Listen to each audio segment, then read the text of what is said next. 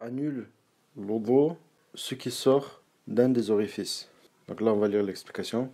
Donc le cheikh, il dit l'orifice, comme l'orifice du devant et du derrière. Que cette chose qui va sortir par cet orifice soit une chose qui sort ordinairement ou que ce soit une chose qui sort rarement. Que cette chose soit pure ou que cette chose soit impure. Donc, tout ça, ça va annuler l'odo. Donc, ce qui va sortir, et c'est rare, comme par exemple les cailloux de sang qui sortent, et l'homme, il nécessite une opération. Donc, ça fait partie des choses rares. Que cette chose soit normale, ordinaire, comme l'urine. Que cette chose soit pure, comme le mani. Le mani, on va voir plus tard que c'est pur. C'est le liquide qui sort avec éjaculation pour faire des enfants. Donc ça s'appelle le mani. Que cette chose soit pure comme le mani ou impure. Impure comme le sang ou l'urine. Deuxième annulatif, ce qui va sortir du reste du corps. Donc si cette chose qui sort du reste du corps, si c'est de l'urine ou de l'excrément, comme par exemple les gens qui sont malades et ils ont l'urine qui va sortir dans un sac plastique, ça va pas sortir par l'orifice ordinaire, mais ça va sortir par ailleurs par le corps.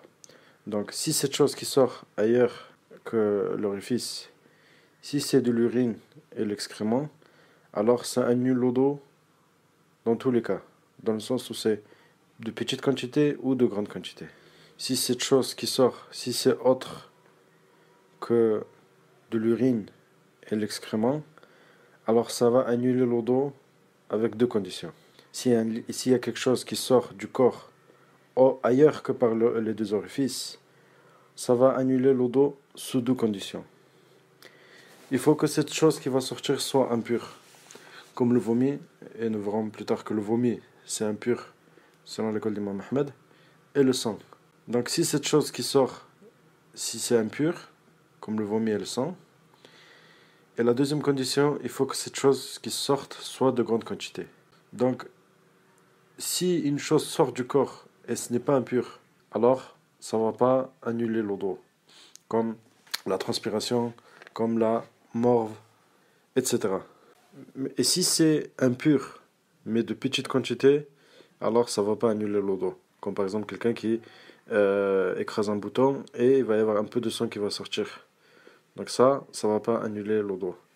C'est quoi le dalil que tout ce qui sort du corps, quand c'est impur et en grande quantité, ça annule l'odo? C'est le hadith de la femme qui avait l'istihada. L'istihada, c'est-à-dire elle était en état de métrorragie. Le prophète sallallahu alayhi wa sallam lui a expliqué que c'est du sang qui sort d'une veine.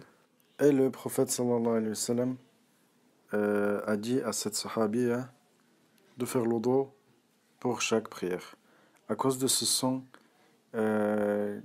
qui coule de cette veine.